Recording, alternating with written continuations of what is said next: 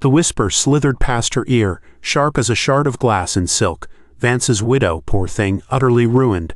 Annelise felt the familiar brush of pity, a ghost's touch in a room too full of life, and tightened her grip on the champagne flute. Then the great ballroom doors swung open, admitting a draught that seemed to carry the scent of coal and winter iron. A hush rippled through the chatter, the orchestra faltering for a beat. He stood in the doorway, a figure of stark modern severity against the room's gilded froth. Alistair Croft, the Marquis of Blackwood, the Iron Lord. Whispers turned from pity to fascination and fear. The soot-stained Titan had come to the land of silk and chandeliers, and no one knew why. He was a man made of industry and calculation, a conqueror in a world of inherited ease. His eyes, the color of a stormy sea, swept the room with an unnerving efficiency, dismissing the fluttering debutantes and assessing the powerful men as if they were figures on a ledger. Annelise instinctively tried to shrink behind a marble column, to become the ghost everyone already believed her to be. But it was too late. Across the sea of shimmering silks and bobbing feathers, his gaze passed over everyone and everything. And then, impossibly, it stopped. On her. It was not a glance but an act of possession, a gaze that pinned her to the wall. And for one suspended, terrifying moment the music and the gossip dissolved into a profound, ringing silence. He began to move, not with the languid grace of the aristocrats around him, but with the deliberate, unstoppable momentum of one of his own locomotives. The crowd, a moment ago a swirling barrier, parted before him as if by an invisible force. Conversations died in his wake. Annelise's heart hammered against her ribs, her instinct screamed at her to flee, to slip through the terrace doors and into the anonymous dark.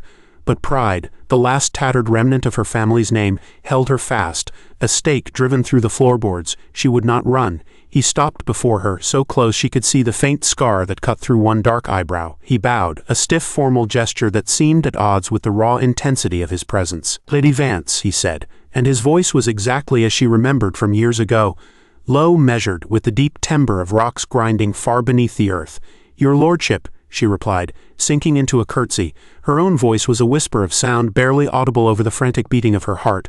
The silence that fell between them was a chasm watched by 100 pairs of curious eyes. He seemed utterly indifferent to their audience, his attention focused on her with a concentration that felt almost physical, as if he were trying to solve an engineering problem. "I hope I find you well," he said, the mundane words sounding strange and foreign on his lips. "I am, thank you." The formality was a thin, brittle shield. Another pause stretched, thick with unspoken things, and then, with the air of a man making a tactical decision, he spoke. "I wonder if I might have permission to call upon you, Lady Vance. At your home. I wish to discuss a matter of mutual interest." A collective intake of breath rippled through the nearest clusters of gossips. It was not a request, it was a summons. Annelise felt a hot flush of color rise to her cheeks. She could not imagine what interest they could possibly share. This titan of industry and she, a relic of a fallen house. Cornered and confused, she heard herself murmur, "Tomorrow afternoon if that suits." The briefest flicker of something unguarded crossed his severe features. It was not triumph, not satisfaction, but a profound, almost desperate relief, so raw and human that it startled her. For a single instant the cold, calculating Marquis of Blackwood vanished, and in his place stood a man who had just stepped back from a cliff's edge. Then the mask of iron control slammed back into place. He bowed again, a sharp, final gesture. "I am in your debt," he said, and turning he strode from the ballroom, leaving her in the eye of a hurricane of whispers. Later that night, in the quiet of her modest townhouse, Annelise stared at the moonlit dust motes dancing in the air. She remembered Alistair Croft from before. He had been a friend of her father's, a quiet, intense young man of no title but immense ambition, his eyes always seeming to see the hidden structures of the world. Then her father had arranged her marriage to Lord Vance, a necessary sacrifice to save their name from ruin. Those years had been a lesson in quiet misery, ending in a scandalous death that left her a widow in genteel poverty, haunted by debts she could never hope to pay.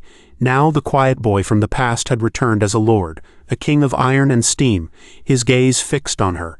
The afternoon sun was merciless, streaming through the tall windows of her sitting room and illuminating every flaw, every worn patch on the rug, every faded thread on the sofa cushions, the fine crack in her best teacup. Annelise waited, her hands clenched in her lap, feeling a surge of defensive pride. This was her life, faded and worn, but it was hers. She would not be ashamed of it, not even under the assessing gaze of a man who could likely buy and sell this entire street before luncheon. When the knock came, sharp and precise at the appointed hour, her heart leapt into her throat. Her housekeeper showed him in, and Alistair Croft's presence immediately overwhelmed the small, delicate room. He was too large, too vital.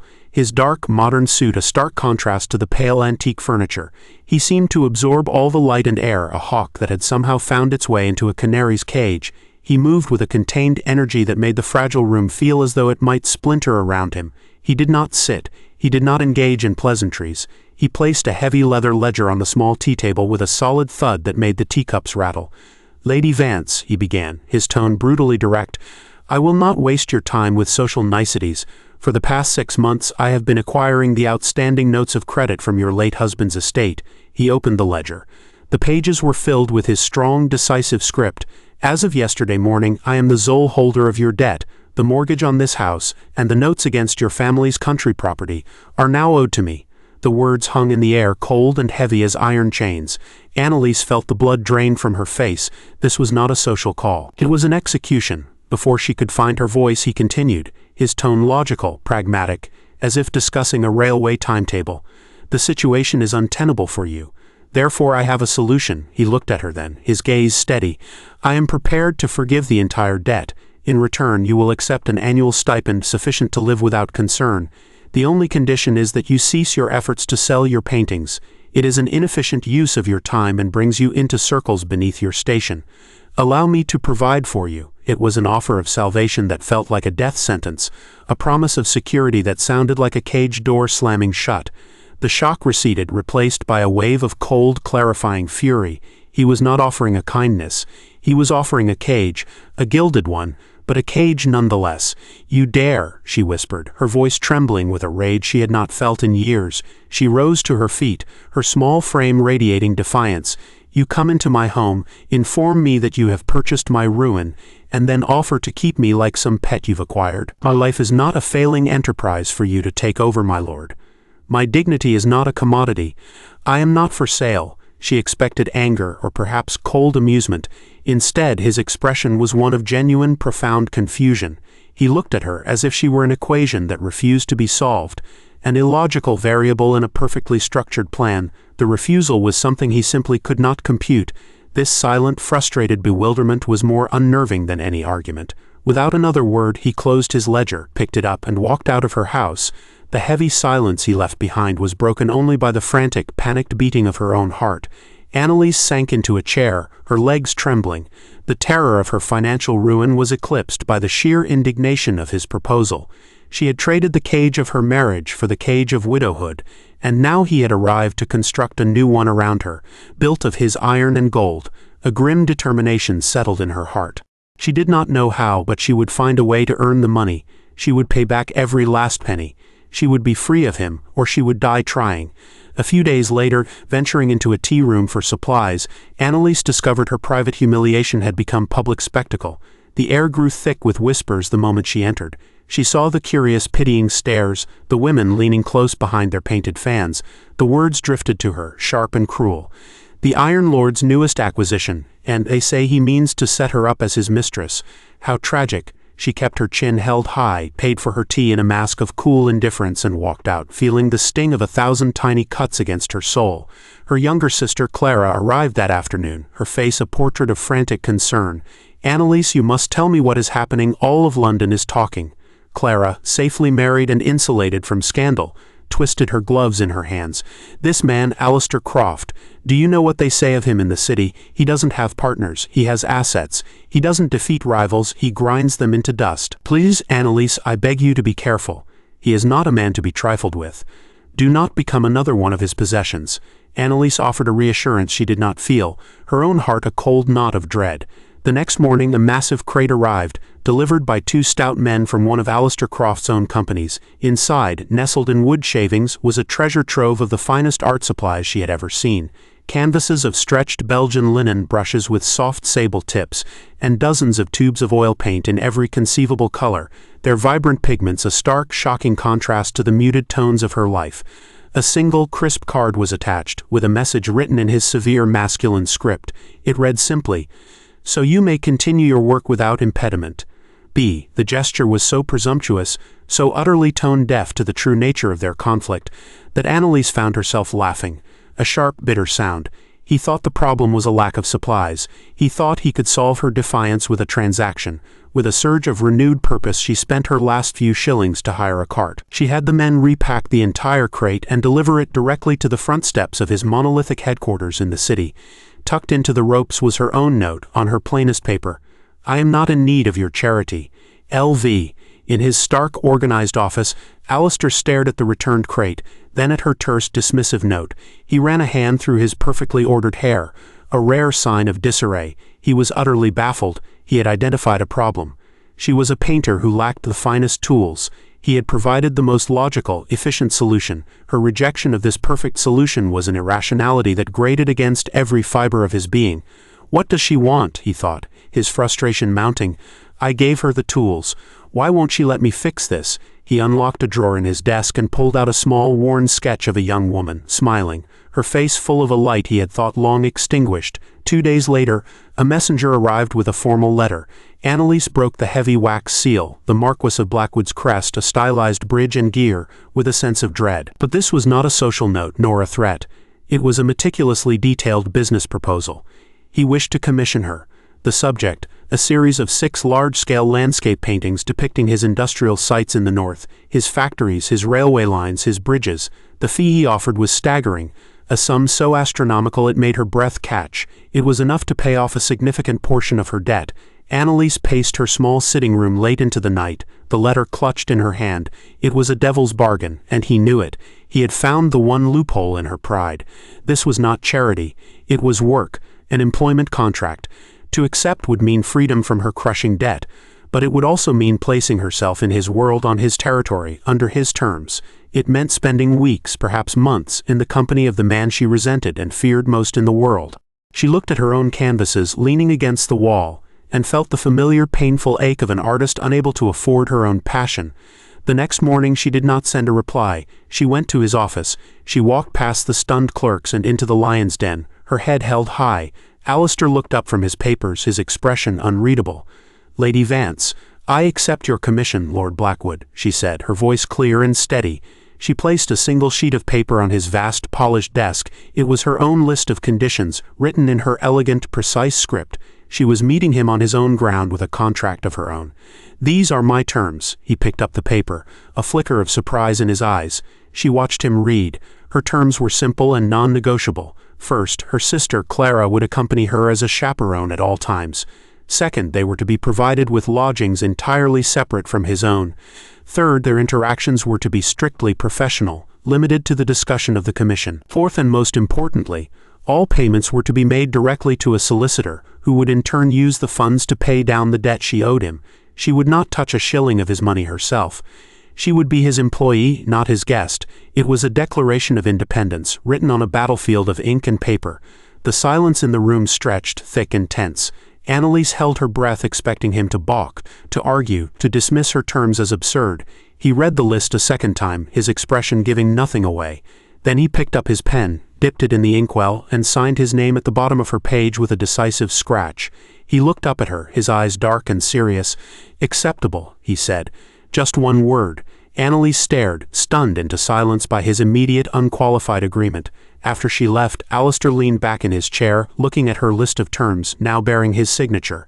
A small, rare smile touched his lips. He had expected her to fight, and she had, but not in the way he'd anticipated. She had met his business proposal with one of her own. She was proud and fierce and utterly magnificent. Her strength was not an obstacle to be overcome. It was the very thing he admired most about her. If playing by her rules was the only way to be near her, to help her, then that was the way it would be.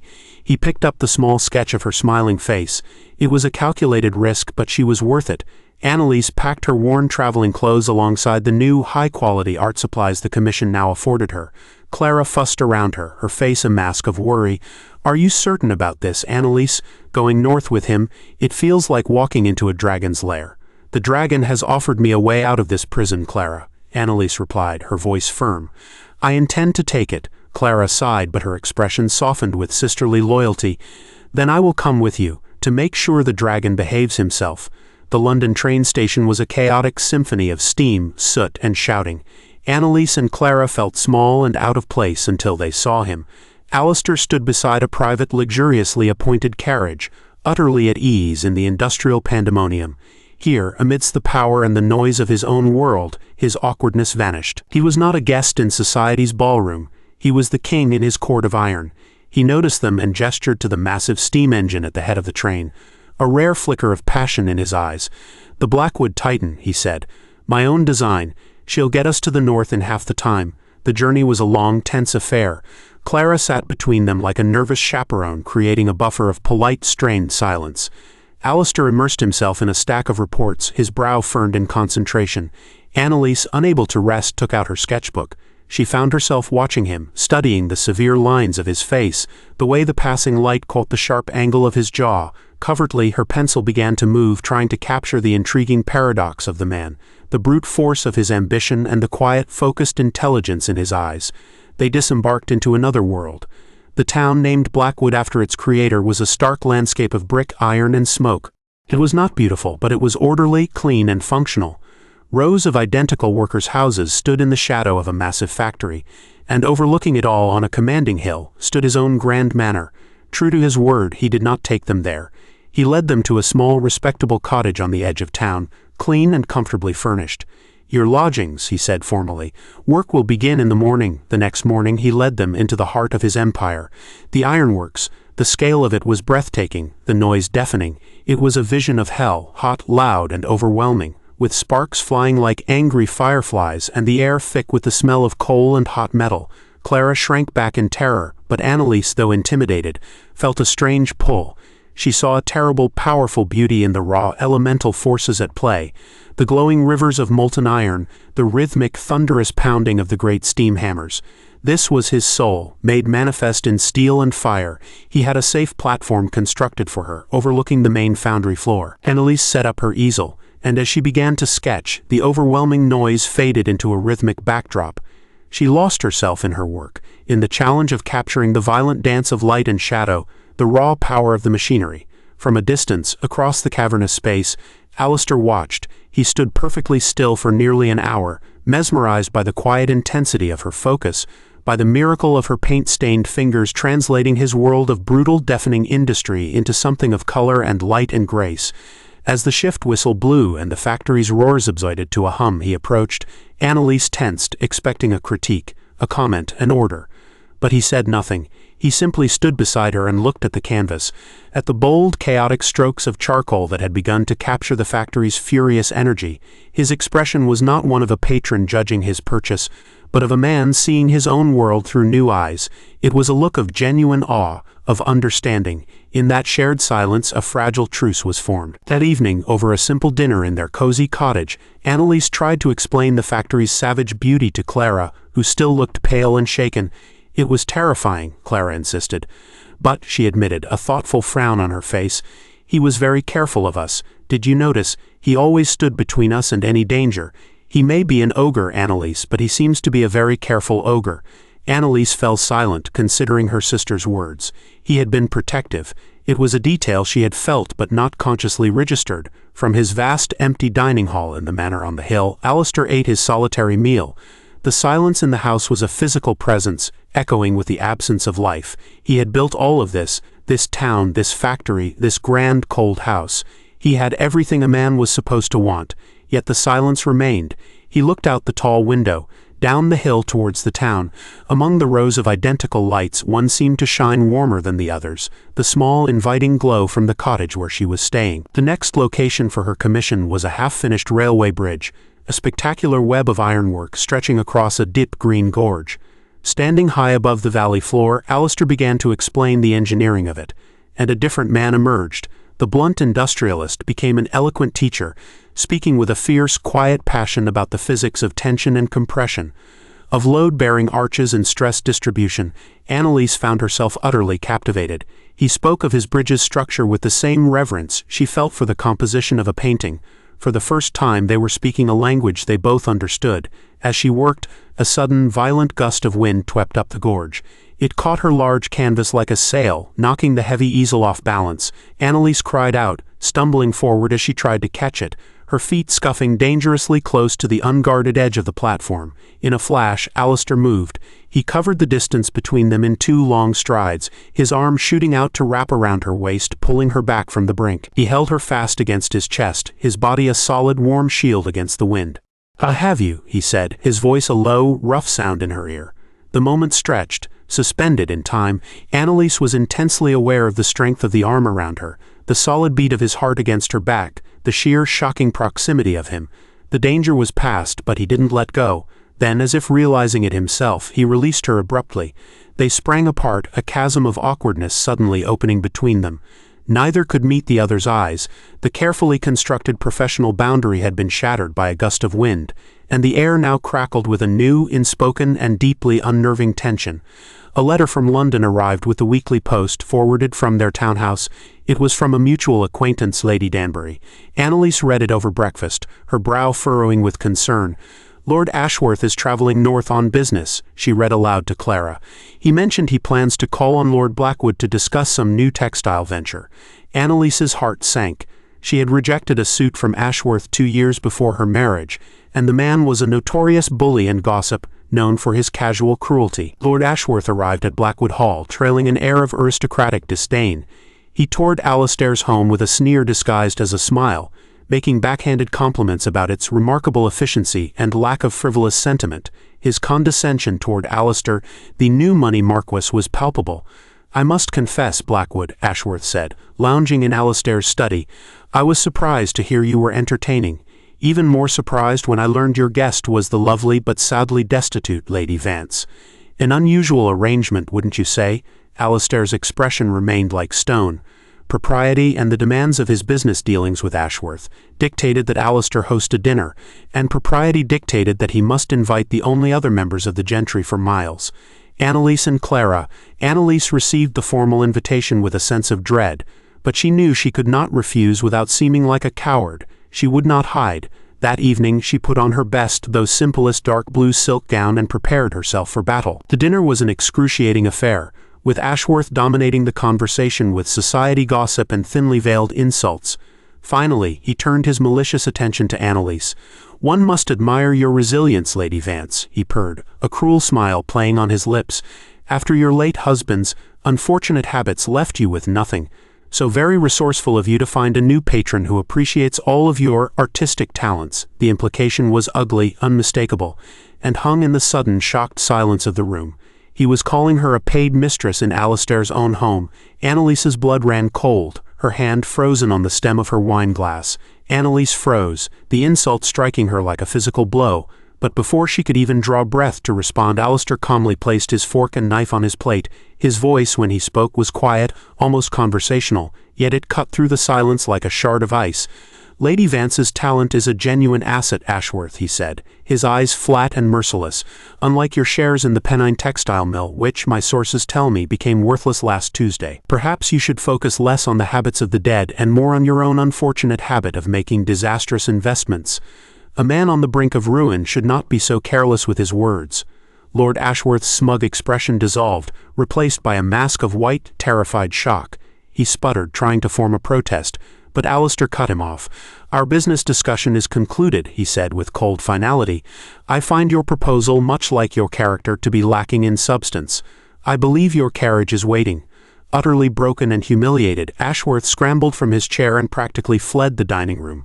Leaving a stunned silence in his wake, Annelise stared at Alistair, her heart hammering. This was the ruthlessness she had heard whispers of, the cold, devastating precision that destroyed his rivals. But it had not been turned on her. It had been used as a shield, a sword to defend her honor. The fear she had harbored for him dissolved, replaced by a wave of stunned, overwhelming gratitude. She looked at him, truly looked at him, and saw not a monster but a protector. "Thank you," she said softly, her voice thick with emotion. "Thank you, Alistair." At the sound of his given name on her lips, the profound relief that washed over his features was the same she had seen at the ball, raw, unguarded, and deeply human. He met her gaze across the table, and the intensity in his eyes made her breath catch. His hand reached out and covered hers where it rested on the white linen, his touch warm and firm and unmistakably protective. He said only one word, a quiet promise meant for her alone. Always. The following day, the tension of the previous night had been replaced by a new, fragile intimacy. Alistair asked her to walk with him, not to a factory or a bridge, but to the wild, windswept moors above the town. He wanted her opinion, he said, on the landscape where he planned to build a reservoir to serve the town. As they walked through the heather, the formal barriers between them seemed to have been swept away by the open sky. For the first time, they were simply a man and a woman, walking and talking in a quiet, comfortable peace. They stopped at the crest of a hill, looking out over the vast, empty expanse of the moors. Alistair was silent for a long time, his gaze fixed on the horizon. Then he spoke, his voice low and contemplative, as if speaking to himself. "I look at this and I see my own home," he said. "I have built an empire of iron and commerce, filled my house with the finest things money can buy, and all it has brought me is a more profound silence. My life is a house of 100 empty rooms." The confession hung in the clean, cold air, a statement of profound, aching loneliness. His confession was so raw, so unexpected, that it cracked open something deep inside her. She looked at this powerful, formidable man and saw a loneliness that mirrored her own. "My house has only 6 rooms," she said softly, "but the silence is just as loud." She met his gaze, offering a piece of her own vulnerability in return. "Sometimes I speak to myself or read a book aloud, just to be sure a voice still exists in the rooms, just to remind myself that I am still there." He turned to her then, and a smile touched his lips. It was not the tight, controlled expression she was used to, but a genuine, sad and beautiful smile that transformed his entire face. It reached his eyes, warming them with a light she had never seen before. "You could not possibly disappear, Annelise," he said, and the sound of her Christian name from him was both a shock and a balm. "You are far too vivid for that. Even in your quietest moments, you burn more brightly than anyone I have ever known." That evening, Clara watched as Annelise sketched by the fire, a small secret smile playing on her lips. "You seem different," Clara observed cautiously. "Lighter." Annelise looked up from her sketchbook, her eyes soft. "He is not what we thought, Clara," she said quietly. "There is more to him than iron and ledgers. Far more." She was no longer defending a client or an employer. She was defending a man she was beginning to understand and perhaps to care for. Late that night, long after Clara was asleep, Annelise sat with the sketchbook in her lap. She wasn't working on the commission. She was working on the portrait of Alistair she had begun on the train. She tried to capture the memory of his smile from the moors, the way it had softened the hard lines of his face and revealed the deep well of melancholy in his eyes. But she couldn't get it right. The image was fleeting, complex. She realized with a jolt that to truly paint him, she would have to know him, all of him. The next day she was painting at the base of a massive quarry, the air sharp and cold. She was so absorbed in her work that she didn't hear him approach. He didn't speak, not wanting to startle her. He simply set a steaming cup of tea on a flat rock beside her and gently draped a heavy wool shawl over her shoulders. It was a small, simple gesture, devoid of grandeur or transaction. It was an act of pure personal care. It touched her more deeply than any fortune could have. She turned to thank him, reaching for the cup. As she took it from him, her fingers brushed against his. The contact was brief, accidental, but it sent a jolt of heat racing up her arm, sharp and startling as a lightning strike. They both drew back at the same time, their eyes wide with surprise. In that instant, the quiet friendship, the fragile understanding they had built, was consumed by a sudden, undeniable awareness of something else entirely. Something powerful, terrifying, and utterly electric. The air between them thickened, charged with all the things they had not said, not touched, not allowed themselves to feel. A few days later, the postman, new to his route, made a mistake. A bundle of letters for Blackwood Hall was delivered to the cottage by accident. As Annelise was sorting them to be sent up the hill, one envelope caught her eye. It was addressed to Alistair, and the sender was the solicitor for the Penhurst family. The Penhursts were old friends of her parents, a family with a proud name and, she knew, dwindling fortunes. Her sense of unease solidified into dread that afternoon. While purchasing ribbons in the town's small shop, Annelise and Clara overheard the shopkeeper and a customer talking in hushed, somber tones. "It's a shame about the Penhursts," the shopkeeper said, shaking her head. "I hear the Marquis is calling in their debts, foreclosing on the whole estate. He's buying up all the old lands, he is, pushing out the gentry. Poor Lord Penhurst, he never stood a chance against a man like that." Annelise felt a chill snake down her spine. The kindness she had begun to believe in felt like a phantom dissolving in the harsh light of this rumor. The next day, Alistair summoned her to his study to review her preliminary sketches for the reservoir painting. He was called away for a moment to deal with an urgent matter at the factory, leaving her alone in the room. Her eyes were drawn as if by a magnet to his desk. There it was, a file, neatly labeled Penhurst Estate. Her heart pounded. It was wrong, a violation of his trust, but the need to know, to understand, was a physical force. Her hand trembled as she reached out and opened the folder. It was all there in cold black ink. Page after page of legal documents, meticulously detailing the Penhursts' catastrophic debts, followed by contracts showing Alistair's methodical, surgical acquisition of every single one. It was a blueprint for a financial siege. The final page was a draft of a foreclosure notice. It was exactly what he had done to her. A cold, calculated, ruthless takeover of a vulnerable family. She heard his footsteps in the hall and shoved the papers back into the folder, her hands shaking, her heart sick with betrayal. He entered the room with that rare, soft smile she had come to treasure, but now it looked like the predatory grin of a wolf. "My apologies for the interruption," he began. Annelise could not meet his eyes. "I was just hearing about the Penhursts," she said, her voice dangerously quiet. "Such a shame about their difficulties." Alistair's smile faded, replaced by a guarded, businesslike expression. "It is an unfortunate business matter," he said dismissively. His cold, impersonal answer was all the confirmation she needed. He was exactly the man everyone said he was. She made a clipped excuse about her work and fled the room, unable to breathe the same air as him. Back at the cottage, the fragile world she had begun to build shattered into a million pieces.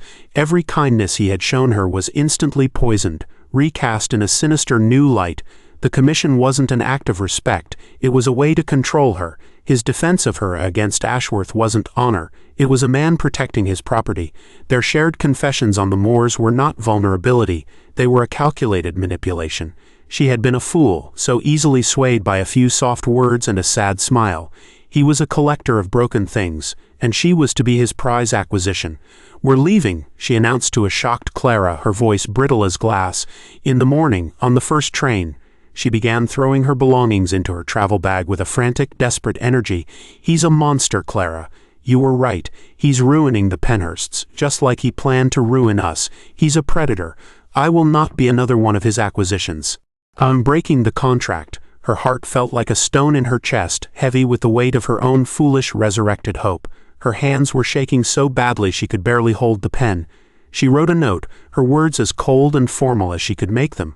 "Lord Blackwood, due to unforeseen circumstances, I find I am unable to complete the commission. I am terminating our arrangement, effective immediately. A full accounting of the work completed will be sent to your solicitor. Lady Vance." She sealed the envelope, leaving it on the table. It was a final, brutal severing of their ties. She would be gone before he ever read it. A storm was breaking over the moors, the wind howling around the cottage like a grieving animal. As Annelise secured the last strap on her bag, a violent, insistent pounding echoed from the front door. It wasn't the polite rap of a servant. It was the demanding fist of a man who would not be denied. Before they could answer, the door blew open and he stood there, framed in the doorway, the wind and rain whipping around him. His hair was a mess, his face a mask of raw confusion and hurt. "You're leaving," he stated, his eyes locking on the packed bags. "Tell me what I have done, what you have done," she repeated, her voice rising with a hysterical edge of pain and fury. "You stand there and ask me that." The dam of her control broke, and all her heartbreak poured out in a torrent of accusation. "I know about the Penhursts, Alistair. I saw the papers. The debts, the foreclosure. Is this your hobby, my lord? Collecting ruined families, first mine, then theirs. Do you take pleasure in watching proud old names crumble to dust beneath the weight of your gold? Are we all just pieces on your chessboard?" She was trembling, her chest aching with the force of her words. The confusion on his face was replaced by a look of such profound, devastating hurt that it momentarily silenced her. Then, that too was gone, replaced by a cold, dangerous calm that was more terrifying than any rage. The air in the small room crackled with tension, the thunder outside a mere echo of the storm between them. "After everything," he said, his voice low and tight with controlled fury, "after these past weeks, that is what you truly think of me, a scavenger picking over bones?" His quiet question held more pain than the loudest shout. "What else am I to think?" she cried. He took a step back, a wall of pride slamming down behind his eyes. "The Penhurst estate was mismanaged and failing," he said, his voice infuriatingly pragmatic and cold. "I acquired its debt because it was a sound financial decision. Under my management, the land will become solvent and productive again. That is the beginning and the end of the matter. It is business." He would not explain further. He would not defend the heart of his actions, only the logic. He would not give her the comfort of a gentler truth. His cold, businesslike explanation was the final twisting turn of the knife. He was heartless. She had allowed herself to imagine a soul beneath the iron, and she had been wrong. "Then you are no different from my husband," she said, her voice dropping to a venomous whisper. "He used his name and position to ruin us, and you use your gold. You both see the world as a ledger. You are a man with a balance sheet where his heart should be." The words struck him with the force of a physical blow. He flinched, his face ashen. Without another word, he turned and walked out into the storm. The moment the door slammed shut, the righteous fury that had sustained her collapsed, leaving a hollow, aching void. She sank to her knees, a choked sob tearing from her throat. It wasn't the betrayal that hurt the most. It was the loss of the man she thought she had discovered, the man who smiled on the moors, who spoke of bridges like poetry, who had shielded her with his strength. She had fallen in love with a ghost, a figment of her own hopeful imagination, and she had just banished him forever. Alistair stood on the crest of the moor, heedless of the rain that sucked him to the bone, the wind tearing at him. He felt nothing but the echo of her words, a balance sheet where his heart should be. She had seen his deepest fear about himself, the cold, calculating machine he had built to survive his own heartbreak, and she had confirmed it was all he was. The raw cry of anguish was ripped from his throat, a sound of absolute agony that was swallowed by the howling wind. He had tried to protect her, to fix everything, and in his clumsy, silent way he had only proven himself to be a monster. Annelise sat by the window all night watching the storm rage and then finally exhaust itself. Clara had brought her a blanket and sat with her in silence for hours before finally retreating to bed. Annelise felt nothing. The anger was gone. The grief was a dull, hollow ache. All that remained was a vast gray emptiness. With the first watery light of dawn she stood up. Her resolve was cold and hard as the rain-washed stones outside. It was time to go. Alistair returned to his silent manner, dripping water onto the polished marble floors. He walked into his study, the room where she had looked at him with such hatred and felt the full weight of his failure. His pride, his damned stubborn pride, had cost him everything. He could not fix this with logic or money. There was only one thing left. The truth, all of it. He walked to the heavy safe hidden behind a bookcase, worked the combination, and pulled out an old locked box. He would not let her leave without knowing the real reason for the iron armor he wore. The morning was bleak, the world outside washed clean and colorless by the storm. Annelise and Clara, bags packed and waiting in the hall, sat in silence, waiting for the carriage that would take them to the station. Annelise felt like a ghost again, a woman hollowed out by grief, resigned to a future of quiet, lonely duty.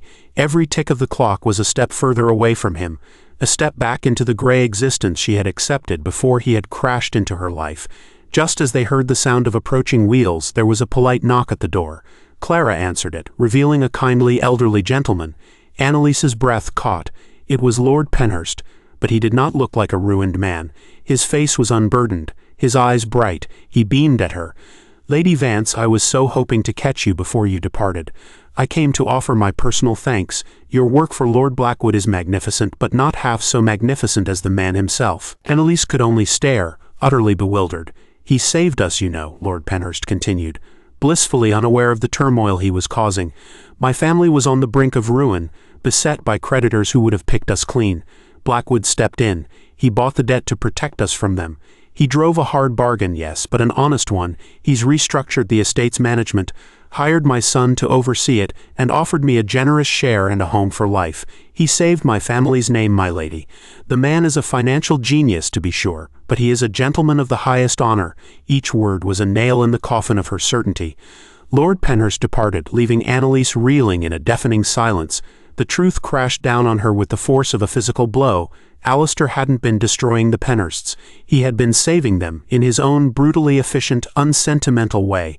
And when she had accused him, flinging his quiet act of honor in his face like a crime, he had been too proud, too hurt to explain. He had let her believe the worst of him rather than reveal his own virtue. A wave of shame so profound it made her physically sick washed over her. "What have I done?" "Annelise, wait," Clara called. But Annelise was already out the door. She ran, heedless of her skirts or the muddy path, her only thought to get to him, to find him. The great manor on the hill, once a symbol of his intimidating power, now seemed like a beacon of hope. Her lungs burned, her breath coming in ragged gasps. But she didn't slow. She had to take back the horrible things she'd said. She had to beg for the forgiveness she did not deserve. She reached the great oak doors of the manor and found one slightly ajar. She slipped inside. The house was unnervingly silent. "Alistair," she called, her voice a fragile whisper in the cavernous hall. Only the echo of her own voice answered. The ticking of a grandfather clock sounded like hammer blows in the quiet. A sense of dread washed over her. What if he was gone? What if she was too late? With her heart pounding in her throat, she made her way toward his study. She found him there, sitting at his desk. He looked up as she entered, his face weary and etched with pain, but he did not seem surprised to see her. His desk was not covered with ledgers. It was covered with letters, dozens of them, all in his strong, familiar script, all addressed to her. On the desk sat an open, empty box. Some of the letters were yellowed with age. The ink faded. None of them had ever been sent. She stared, her mind unable to process what she was seeing. What are these?" she whispered. "The truth," he said, his voice rough with exhaustion. He looked at her, and all the walls of pride and control were gone, leaving only a raw, desperate vulnerability. "I have been in love with you for 5 years, Annelise. I have loved you since you were 20 years old. Since I saw you at a soirée arguing passionately about art with a man twice your age. You were so alive, so brilliant. I fell in love with you in the space of a single heartbeat. But I was a man of no station, and you were the daughter of a viscount. I knew I had no hope." Tears welled in Annelise's eyes. He continued, the words pouring out of him now, a confession held back for years. "When I heard of your family's financial troubles, of your engagement to Vance, I was a wealthy man. I went to your father. I made him a business offer, a partnership that would have erased all his debts, saved your family, and left you free. I asked for nothing in return." His voice grew bitter with old pain. He laughed in my face. He told me his daughter's hand was not a prize to be won by a soot-stained industrialist. He said he would rather see you married to a dissolute viscount than see his family indebted to a man of my station. He sold you, Annelise, and I was powerless to stop it." Annelise let out a small, broken sob. The sacrifice she had made, the miserable years of her marriage, it had all been for nothing but her father's foolish pride. "After you were married," Alistair went on, his voice raw, "I couldn't stay in London. I couldn't bear to see you. So I came north and threw myself into my work. I built this empire to distract myself from the fact that the only thing I had ever truly wanted was lost to me. They call me ruthless. It is because I built an empire of iron, Annelise, and iron does not feel, it does not break." He stood up, his control finally shattering, tears tracking down his face. "When I heard your husband had died, I waited a year. I thought it was the honorable thing to do. Then I couldn't wait any longer. I came for you. But I am not a poet, Annelise. I am an engineer.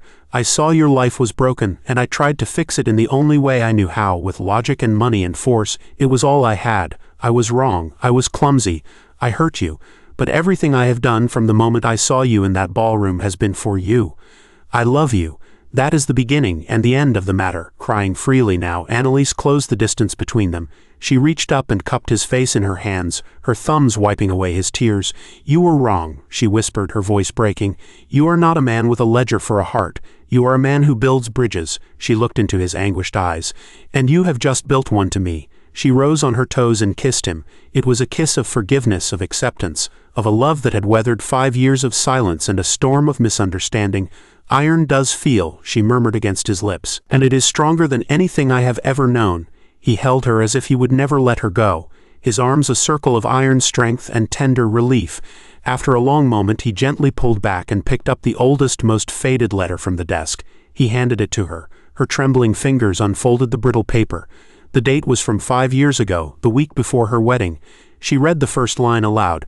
"My dearest Annelise, if I had the courage of my convictions, I would tell you that you are making a terrible mistake." They were married a month later, not in a grand London cathedral, but in the small stone church in the town Alistair had built. Clara was there, her eyes shining with tears of joy. Lord Penhurst stood as Alistair's witness. The pews were filled not with society gossips, but with the loyal factory foremen and their families. Annelise wore a simple gown the color of heather in bloom, and as Alistair slid the plain gold band onto her finger, he looked at her as if she were the single most precious thing in his world of iron and gold. 2 years later, Lady Annelise Croft stood in a bustling London gallery, the guest of honor at her own wildly successful exhibition. The critics were raving, praising her unique and powerful vision.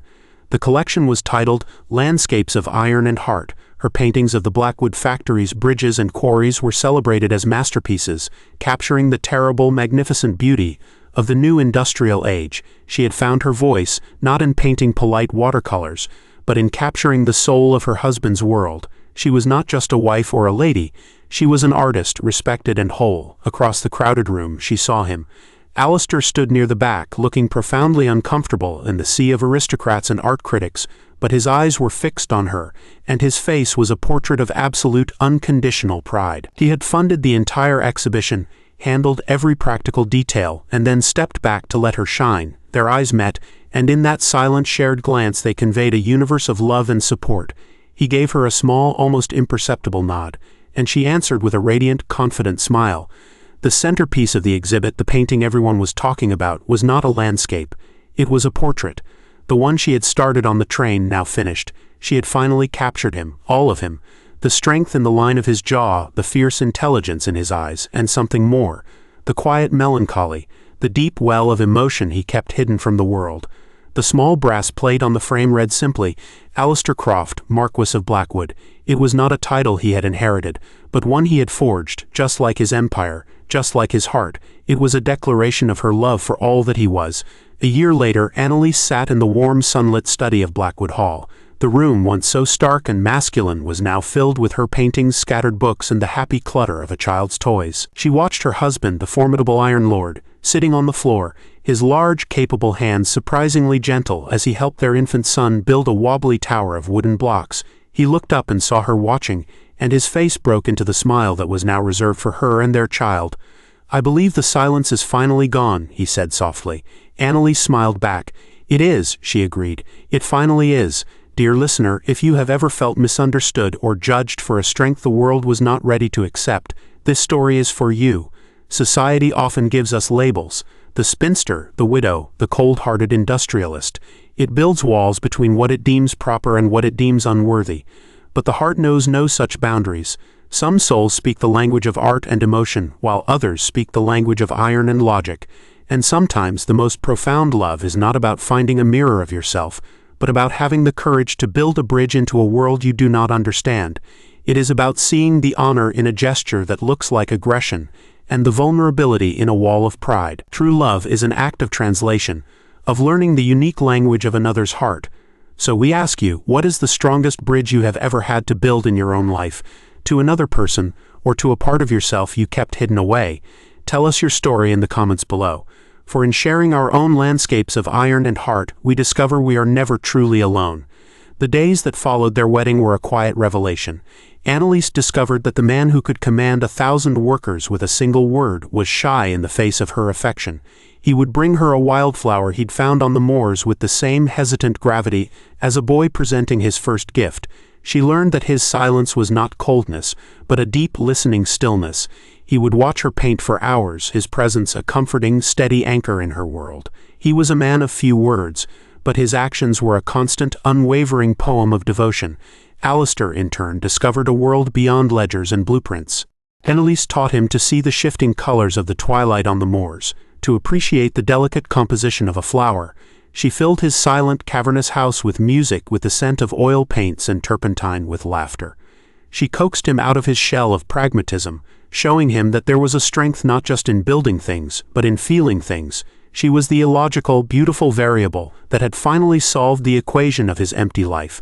Clara visited them 6 months after the wedding, her eyes wide with astonishment at the transformation in both her sister and the formidable Marquis. She found Annelise glowing with a happiness she had never seen in her, a quiet confidence that had replaced her old, defensive pride, and she found the Iron Lord, the terror of London's financial district, on his hands and knees in the garden, earnestly helping his wife weed a patch of unruly roses, a faint smudge of dirt on his cheek and an expression of complete contentment on his face. "He adores you," Clara whispered to Annelise later, as they sat with their tea. "The way he looks at you, it's as if you are the sun, and he has been living in darkness his entire life." Annelise smiled, a soft, genuine expression. "We were both living in a kind of darkness," she said. "We just needed each other to find the light." The gossip from London society still reached them occasionally. Tales of the strange, unconventional union between the ruined widow and the soot-stained Titan. They paid it no mind. They were building their own world on their own terms. One afternoon, while exploring an old storeroom in the manor, Annelise found a dusty portfolio. Inside were dozens of architectural drawings, but not of factories or railways. They were elegant visionary designs for public parks, for libraries, for clean, well-lit workers' housing that was both functional and beautiful. They were Alistair's secret dreams, the things he designed when no one was looking. She realized then that his desire to build was not just about power or profit. It was about creating order and beauty in a chaotic world. He was, in his own way, as much an artist as she was. She brought the portfolio to him in his study that evening. He looked at the drawings, a faint flush of color rising in his cheeks. "They are just ideas," he said, almost shyly. "Impractical. They are beautiful, Alistair," she said softly, laying a hand on his arm. "And nothing you dream is impractical." From that day forward they began to work together. Her artistic vision and his engineering genius combined, and they started to transform the town of Blackwood, building a public library, a park, turning the functional settlement into a true community. The birth of their son Arthur a year after their wedding was the final piece that made their world complete. Alistair, who had commanded armies of men and reshaped landscapes, was terrified of the tiny, fragile creature. He held the baby with a clumsy reverence, his eyes filled with a wonder that eclipsed any of his engineering marvels. Annelise watched him, her heart overflowing. The man who had once tried to solve her life like a business problem was now utterly, helplessly, and beautifully undone by love. Their life was not one of grand society balls or glittering parties. It was a quiet life, built around their shared work, long walks on the moors and evenings spent by the fire in the library, reading or sketching in comfortable silence. They had both been outsiders, scarred by their pasts and misunderstood by the world. But together they had created their own sanctuary, a place where an artist's heart and an engineer's mind were not at odds, but two perfectly matched keystones in the arch of a strong and enduring bridge. The unsent letters remained in the locked box in his study. Annelise never read the rest of them. She did not need to. The story they told was no longer written in faded ink on brittle paper. It was written in the everyday moments of their life together, in the way he brought her tea without asking, the way she knew the meaning of his silences, the way they looked at each other across a room and shared a universe of understanding in a single glance. The past was a foundation, but the life they were building was their masterpiece.